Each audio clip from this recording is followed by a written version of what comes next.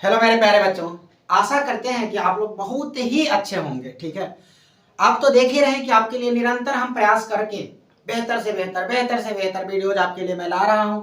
और फिर से उसी वीडियो की श्रेणी में एक और वीडियो को रखने जा रहे हैं, यानी कि 12वीं क्लास 12th बिहार बोर्ड का मैं फिर से एक नया चैप्टर लेकर के आया हूं। जिस चैप्टर का नाम क्या है, जिस कविता का नाम क्या है, उस कविता का नाम है मेरे बच्चों उषा। बहुत ही छोटा सा और प्यारा सा ये कविता है, कम समय में ही ये खत्म हो जाएगी। लेकिन मैं आपको बता दूं बच्चों, इसमें से भी क्वेश्चंस अच्छे खासे आते हैं। आप देख सकते हैं क्वेश्चन में उल्टा करके अच्छे अच्छे क्वेश्चंस आते हैं। तो लाइन बाय लाइन मैं आपको इसका अर्थ समझाने वाला हूं। थोड़ा सा मैं लेखक का परिचय भी देते हो, मैं उतना ही लेखक परिचय देता हूं जितना क्वेश्चन पूछे जा चुके हैं, पूछने की संभावनाएं होती है। जब लेखक परिचय की बात होती है तो घंटों लग जाते हैं क्लास लेने में। मेरा कोशिश ये रहता है कि छोटे से छोटे, कम से कम आपका समय एंगेज करते हुए बेहतर से बेहतर चीजें आपको बता दूं। और मैं सिर्फ कंटेंट पर काम करता हूं। तो बच्चों, समय को न गवाते हुए हम आते हैं इस चैप्टर की ओर। जिस चैप्टर का नाम क्या है बच्चों, उषा। उषा को स्टार्ट करने से पहले मैं थोड़ा सा इसके लेखक परिचय की तरफ आ रहा हूं। अगर मैं इस कविता के रचयिता यानी कि कवि की बात करें, जिनको कविताओं का कवि कहा जाता है, ठीक है, कवियों का कवि कहा जाता है, इन कवि की अगर मैं बात करूं, जिनका नाम क्या है बच्चों, शमशेर बहादुर सिंह। इनका नाम है शमशेर बहादुर सिंह। और अगर इनके हम जन्मदिन की बात करें तो इनका हैप्पी वाला बर्थडे कब था, सॉरी मतलब इनका जन्मदिन है 13 जनवरी 1911 को। कब है? 13 जनवरी 1911 को इनका जन्मदिन है। अगर इनके हम डेथ यानी कि निधन की बात करें तो बताओ निधन इनका कब दिया है, 1993। कब दिया है? 1993। वेरी गुड, 1993 में इनका जन्म दिया है, सॉरी इनका निधन हुआ है 1993 में। और बच्चों, इनके जन्म स्थान की बात करें तो देहरादून उत्तराखंड में इनका जन्म हुआ है। इनके माता पिता की अगर मैं चर्चा करूं तो इनके माता का नाम है प्रभुदेवी एवं पिता का नाम है तारिफ सिंह। शिक्षा की अगर इनकी बात की जाए तो इनका शिक्षा बच्चों, हाई स्कूल की पढ़ाई इन्होंने 1928 में की कंप्लीट की थी। इंटर में इनका इंटर का पढ़ाई इनका 1931 में हुआ था। बीए इन्होंने 1933 इलाहाबाद से कंप्लीट किया था। एमए इंग्लिश 1938 में कंप्लीट किए थे। हालांकि वो पूर्वार्ध रहा है, ठीक है। पारिवारिक जीवन की मैं अगर बात करूं, आगे इनकी पढ़ाई नहीं हो पाई किसी कारण से। अगर इनके पारिवारिक जीवन की बात करें तो 1929 की बात है, इनका विवाह इनका विवाह धर्म देवी से हुआ था। एक मिनट तो दबी लिखा गया है। इनका विवाह किनसे हुआ था? धर्म देवी से इनका विवाह हुआ था। और 1933 में इनकी पत्नी का क्या होता है, मृत्यु हो जाता है, यानी कि 4 साल ही वो जीवित रहती हैं। और 4 साल के बाद इनका फिर से वैवाहिक जीवन में कष्ट आने लगता है, मतलब तकलीफें इनके जीवन में होने, वैवाहिक जीवन क्या पारिवारिक जीवन में ही कष्ट आ जाता है। अगर हम इनकी वृत्ति की बात करें तो इनकी बहुत सारी वृत्तियां हैं, जैसे रूभाव, कहानी, माया, नया साहित्य, इन सब चीजों पर इन्होंने संपादन और कार्य किए हैं। अगर मैं इनकी यात्रा की बात कहूँ तो 1978 में ये सोवियत रूस की यात्रा किए हुए थे। कृतियों की बात करें तो 1932 और 33 में इन्होंने लिखना शुरू, 1932-33 के आसपास ये क्या किए थे, लिखना स्टार्ट कर दिए थे। अपनी कहानियां, अपनी कविताएं, नाटक, इन सब चीजों को लिखना, जिसमें कुछ कुछ चीजें हैं जैसे दूसरा सप्तक 1951 में लिखे थे, कुछ कविताएं 1959 में लिखे थे, कुछ और भी लिखे हुए, बहुत सारी चीजें हैं बच्चे। विस्तारित रूप से तो मैं अभी ला नहीं रहा हूँ, मैं शॉर्टकट में इतना समझाया हूँ क्योंकि ये एग्जाम से पूछे जाते हैं। कि बताइए, आप कमेंट करके हमें बताइएगा, कमेंट करना, आप वीडियो देख करके कमेंट कीजिए बच्चों कि शमशेर बहादुर सिंह का जन्म कब हुआ था और इनका मृत्यु कब हुई थी। और दूसरी क्वेश्चन ये मैं पूछूंगा, नहीं मैं पूछ रहा हूं, ठीक है। दूसरा क्वेश्चन आपसे बच्चों ये है कि बताइए ये कितने सालों तक जीवित रहे। तीसरी बात ये है कि बताइए इनका जो वैवाहिक जीवन था, इनके पारिवारिक के साथ, वाइफ के साथ जो इनका वैवाहिक जीवन था वो कितने वर्षों तक चला। यानी कि जब उनकी पत्नी का देहांत हो जाता है तो शादी से लेकर उनके देहांत तक इनका वैवाहिक जीवन कितने समय तक चला है, इस पर भी आप लोग हमें बताइएगा कमेंट करके। ये 2-3 क्वेश्चन आपके पीछे बच्चों। दूसरा बच्चों, अब आते हैं अपने चैप्टर्स की ओर। देखिए चैप्टर जो पढ़ने वाला है ना, पाठ का नाम है उषा। उषा का अर्थ क्या होता है सर? तो मैं आपको बताऊं कि उषा का अर्थ होता है प्रात या भोर। लेकिन प्रातः का वो समय जब सूर्योदय नहीं हुआ है, यानी सूर्योदय होने से थोड़ा सा पूर्व का समय, जब देखते हो ना आसमान एकदम हल्का फटने वाला होता है, हल्का हल्का सफेदी आने लगता है और सूर्य की लाल लाल मतलब वो छाया निकलने लगता है, लालिमा आसमान में दिखना शुरू हो जाती है।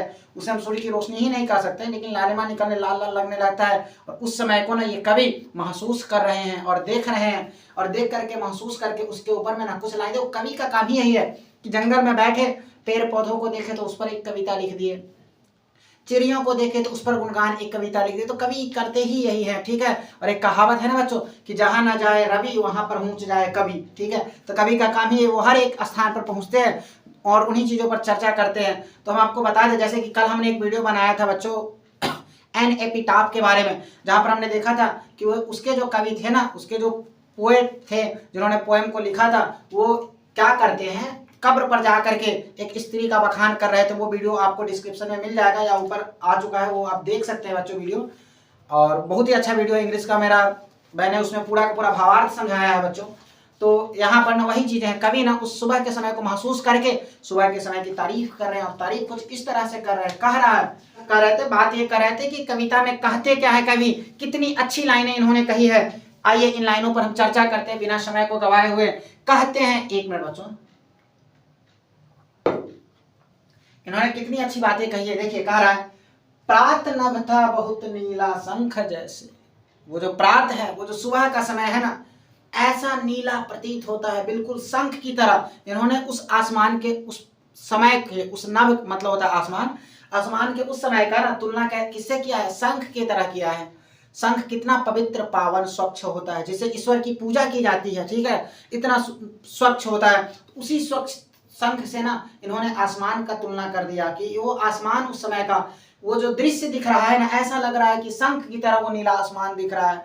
और आगे कह रहा है, भोर का नभ, उस समय जो है, किस समय की बात हो रही है, भोर का नभ, भोरे भोरे सवेरे सवेरे का नभ दिख रहा है कि सुबह का वो आसमान कैसा दिख रहा है। कह रहे हैं और भी बातें, इतना ही नहीं और भी तारीफें कर रहे हैं, कह रहे हैं, लग रहा है ऐसा, राख से लीपा हुआ चौका, लीपा हुआ चौका मतलब घर में आप देखते हैं माता बहनें क्या करती है, सुबह में जाकर के चूल्ही वगैरह चूल्हा वगैरह नहीं नीपती है, गोबर पानी राख लेकर के, उसी को कहता है राख से लीपा हुआ। मतलब राख से नहीं लीपा जाता है, राख को लीपा जाता है, राख हटा करके उसको गोबर पानी से नहीं साफ करते, मिट्टी से साफ किया जाता है चूल्हा चौका रसोई घर को।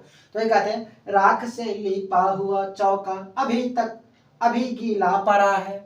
जो राख से चौका लिपाया है ना, वो चूल्हा लिपाया है ना, वो अभी भी गीला पड़ा है, पूर्णतः सूखा नहीं है। और कहते हैं, बहुत काली सील जरा से, बहुत काली, काली मतलब होता है काले रंग का, और सील एक पत्थर होता है वैसे घर में जिस पर मसाला पीसते, सिलवट बोलते हैं और कहेंगे सिलौटी भी बोलते हैं, ठीक है। तो सिलौटी का यहाँ पर कहा जा रहा है, सिलौटी के शब्द का के लिए सील का प्रयोग हुआ है।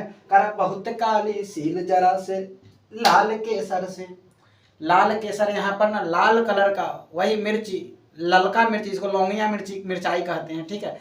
तो लाल मिर्ची से ना लग रहा है ऐसा कि लाल मिर्ची को सिलौटी पर पीस दिया गया है और पीस करके सिलौटी को धो दिया गया है। अगला लाइन में कहा कि जैसे धुल गई हो, लग रहा है कि इस सिलवट पर ना बहुत काली सील जरा से लाल केसर से, कि सिलवट कि जैसे धुल गई हो, कि लाल रंग के ना सॉरी काले रंग के उस सील पर पत्थर पर ना ऐसा महसूस हो रहा है कि लाल केसर यानी कि लाल मिर्ची को पीस दिया है और पीस करके सिलौटी को धो दिया है बढ़िया से। और धोने के बाद जो उस पर हल्का लाल लाल लालिमा जो छाया रहता है ना, उसका बखान किया जा रहा है कि धुल गई हो।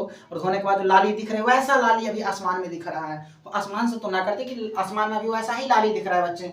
अगला कर, स्लेट पर या लाल खरिया चाक मल दी, स्लेट पर या लाल खरिया चाक मल दी हो किसी ने, यानी कि स्लेट पर, वो बचपन में जो स्लेट पर नहीं पढ़ते थे, ऐसा महसूस हो रहा है कि उस काले स्लेट पर ना किसी बच्चे ने आकर के लाल रंग के खरिया को मल दिया है, मतलब खरिया से, खल्ली से, चौक जिसको कहते हैं, उस खल्ली को घस दिया है बढ़िया से।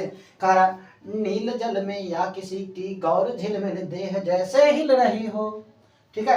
नील जल में मतलब नीले रंग के जल में ऐसा प्रतीत हो रहा है कि कोई व्यक्ति अगर उस समय में खड़ा हो गया, बगल में तालाब है जिसका जल नीले रंग का है, नदी है जिसका जल नीले रंग का है, उसमें उसकी प्रतिबिंब, उसकी छवि जो दिख रही है ना, वो झिलमिल झिलमिल कर रही है।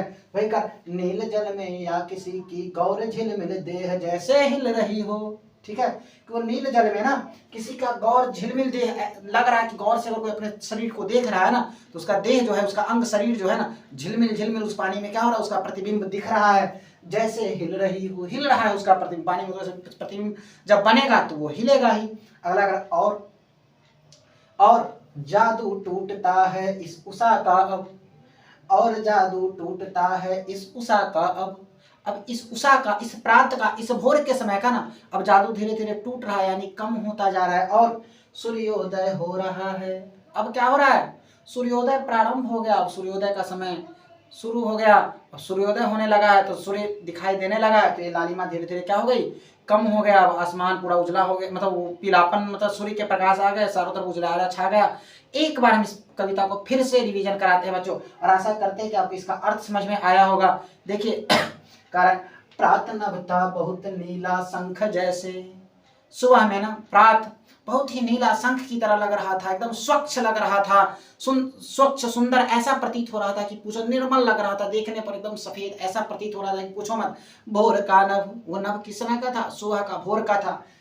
राख से लीपा हुआ चौका अभी, अरे राख से लीपा हुआ चौका अभी गीला पड़ा है।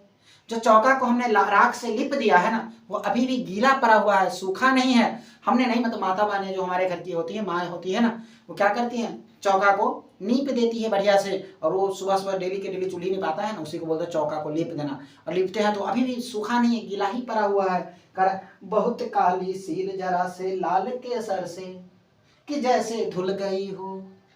मतलब ऐसा फील महसूस ये कराने की कोशिश कर रहे हैं कि बहुत काली सील जरा से, काली सील का मतलब है काले रंग का जो सिलवट होता है, सिलौटी जिस पर मसाला पीसा जाता है, पत्थर, उस पर लग रहा है कि किसी ने लाल केसर, लाल मिर्ची को पीस करके धो दिया है बढ़िया से।